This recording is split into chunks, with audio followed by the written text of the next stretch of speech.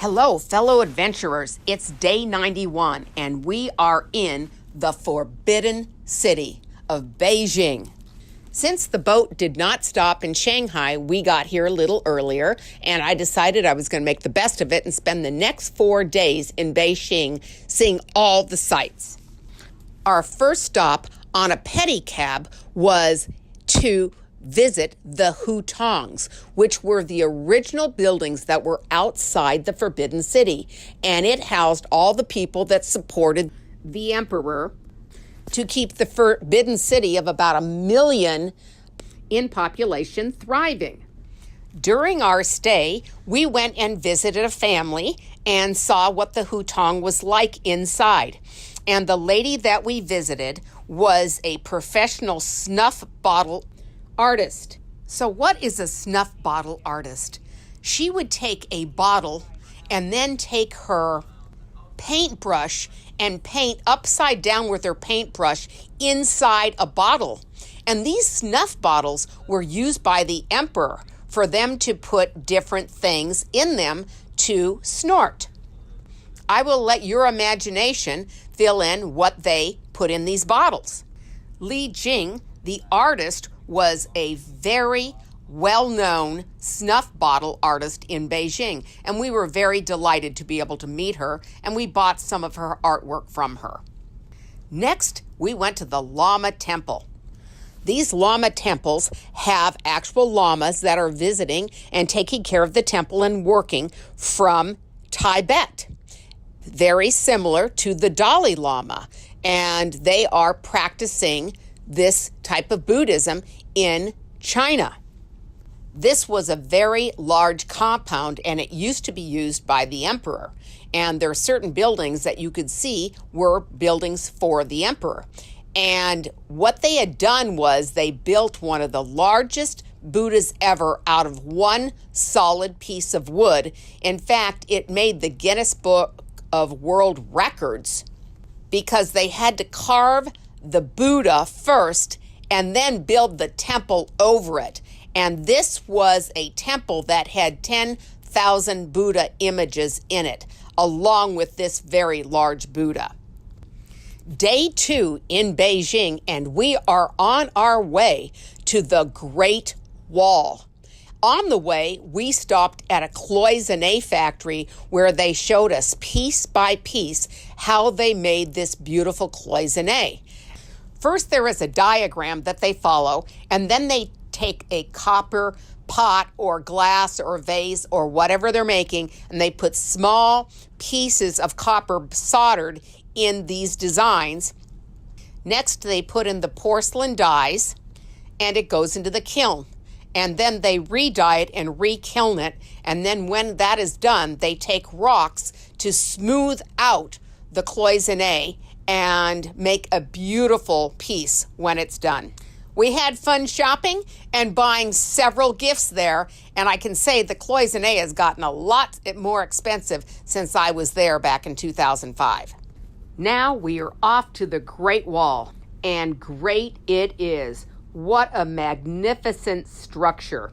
You take a look at this, and you can't help but think about the fact that this was built as far back as the 3rd century. The wall is a UNESCO World Heritage Site, and it is one of the few man-made structures that you can see from space. And it is so impressive to think of all the architectural feats it took to build this so many years ago. They used soldiers, convicts, and commoners as workers to build the wall. And even with our great technology of today, you've got to realize that some of this wall was built on the mountains that are very, very steep to get started. And the thought of what it would take to build this is mind-blowing with the engineering, the lifting of these heavy rocks that are on these mountains that in and of themselves would be extremely difficult to get product and material up to and support people while they were building the wall. The wall stretched 3,000 miles from Shanghai, Guangdong, west into Gansu province. The best known section of the Great Wall is battling located about 43 miles northwest of Beijing, and that's where we revisited. And this was rebuilt to some degree in the 1950s, but it attracts thousands of national and foreign tourists every single day. The storm that caused all that fog in Shanghai has now hit Beijing, and it is freezing today. Before we went up from the chairlift, we had to purchase gloves and hats because we were totally unprepared for this cold weather. In fact, when we got to the top of the wall, we experienced snow flurries. We climbed the Great Wall, and it started to snow. You can see it on Nick's hat. Okay, Nick. Hi, there you go. We are in China climbing the Great Wall. It is the first time in April in 30 years that you have had cherry blossoms and snow on the wall in April. We climbed and climbed up the wall as far as they would let you go. And the original wall, where it had not been restored, had huge steps. And I could never imagine how someone short like me could even run up these walls in the case of a fight or some kind of surprise attack. I could not even imagine how they built this wall. It was so epic. I have to tell you, the marvel of it all. You just can't take it all in. It is so amazing. From a base of 15 to 50 feet, the Great Wall rose some 15 to 30 feet high and was topped by ramparts 12 feet or higher. Guard towers were built at intervals along the wall. I feel so honored to have been able to be at the Great Wall of China, which has got to be one of the most impressive architectural feats in all of history. This has been one of my highlights of this journey. After lunch, we drove back to Beijing and we saw an acrobatic show. And even though we couldn't show any cameras inside, I do want to say that some of these acrobats can manipulate their body in ways that seemed almost impossible to move. At one point during the show, there was a woman riding a bike with like 12 other ladies stacked all the way across and above her while she was riding in a circle, not only carrying the weight of all of these people, but how could she even balance? I could only imagine you start doing this at a very young age and train your body so that you are strong, flexible, and can move your body in ways that are almost unimaginable. A few facts about China. In 1911, China became a republic. The Qing dynasty collapsed in a revolution, and the Nationalist Party seized control. In 1937, the Japanese invaded Beijing and soon overran eastern China as well. The Nationalist Party retreated west to the city of Chongqing, where it became China's temporary capital during World War II. They returned to Beijing after the defeat of Japan in 1945, but by this time the Chinese Civil War was in full swing, and Mao Zedong proclaimed the People's Republic in Tiananmen Square in 1949, and the communists stripped the face of Beijing. Huge city walls were torn down, hundreds of temples and monuments were destroyed, and blocks of buildings were reduced to rubble. When Mao started the Cultural Revolution, the traditional Chinese culture was devastated until 1966. It wasn't until 1989 that Deng Xiaoping, the former protege of Mao, opened up China to the world again. And that brings us to our next stop, Tiananmen Square. The monument in front of me is for the Civil War and all of those lost souls, 3 million. This is the Congress of the People's Republic of China, and as I turn towards the Forbidden City, you can see Mao's picture As I turn around, you also see the National Museum of China. All of these buildings are made in the Russian architecture style. We spent several minutes on the square taking pictures and then headed for the Forbidden City. Fellow adventurers, this is the side entrance to the Forbidden City. Only those who are adventurous should enter at their own risk. What was so amazing to me about the Forbidden City was how large it is. And you go into one area and you think, okay, well, that's nice. And then you go into another area and you see all these temples and you see the walls and you see all of these beautiful statues and structures. And then it keeps going and keeps going and keeps going. In fact, at the height, there was over 1 million people living in the Forbidden City. The architecture is well thought out. Even the tiles on top of all of these temples and quarters have a purpose. And you can see that where the emperor lived, or if it was the emperor's temple, there would be guardians on the tiles, 9 of them, before you would get to the emperor. And it was supposed to keep the temple and the emperor safe. A lot of the structure was built with either wood or marble because the Chinese thought the marble represented clouds and the clouds made you believe that you were in heaven.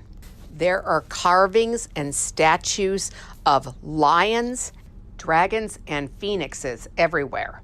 And as you went into some of these structures, you saw brilliant colors of blues, greens, golds, painted throughout in these beautiful geometric and symmetrical paintings.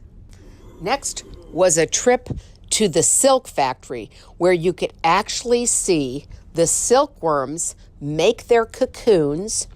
And what you may not know is that when the cocoon is made, it's made in 2 days. And it is 1 thread of silk for the whole cocoon. When the cocoon is complete, they remove the silkworm so that it will not destroy the threads. They showed us a machine where they take 8 cocoons and put together 8 strands to make 1 thread of silk. They say that silk is stronger than steel and was used for armor in the past. We went into the showroom and saw all the items made out of silk, from clothes to bedding to artwork. Next stop was the Summer Palace, where they had dredged a lake that took 5 years to dredge with 500,000 workers working around the clock. There was the Marco Polo Bridge and many boats for the emperor and his family to use. In fact, there was a boat made out of marble, and marble represents immortality to the Chinese, and the blue water represented the people, and the immortals, the emperor and the family, were always above the people. On the way back to our hotel for the night, we were stopping across the street from the Bird's Nest, which was the great arena for the 2008 Olympics for the open ceremonies. Unfortunately, we had a lot of weather and it was raining and very cloudy, so it was hard to get a good picture of that and the ice cube. On our last day, we went to the Temple of Heaven, and on the way in, you could see all kinds of senior citizens playing all kinds of card games, chess, dominoes, and mahjong. It was considered quite a social event to be out with other people in Beijing. And when we got to the Temple of Heaven, I must say, it was heaven. I'm at the Temple of Heaven here in Beijing, and it is freezing cold today. In fact, they had, the first time in 30 years, snow in April, which is their spring. This is a beautiful temple. It took 5 years to build, And this is where the emperor came to pray for a good harvest for the country. Unlike anything else we've seen, the structure itself was round, almost looked like there were several layers of round with roof going around the circumference up to the very top. The roof was made out of these beautiful blue tiles, and the foundations and the walkways were all made of 4 layers of white marble, which again, like before, puts them in the clouds because they believe that they're in heaven. The emperor would go there 2 times a year to pray for a good harvest for his people. This huge complex and all of the grounds was only for the emperor and his family, and there were huge walls around this. If anyone was caught in here or trespassing, they would be executed. No trip to Beijing is complete without shopping. There is so much shopping here, and there are amazing prices, and there is everything you can think of to buy, even knockoffs of all your designers and everything you can think of, from watches to handbags. So we went shopping and we found all kinds of things to buy. There's pearls, there's jewels, luggage, you name it. In fact, there are many, many shopping centers, and there are multiple floors in some of these buildings, and they go on and on throughout the city. After we finished shopping, we went and had lunch and went for our 2.5-hour drive back to the pier in Tianjin. Beijing is such a wonderful place to visit, and I have had my eyes opened up one more time to see how much work the Chinese people are doing, not only technology-wise, but to make that city a better place to live. And it was a ton of fun for our family. Our next stop is Dalian, China, someplace I had never been before. So we're looking forward to seeing you there. In closing, my wish for you is that you will love abundantly, protect your health, and be adventurous for life. You are beautiful. Let your light shine. Aloha.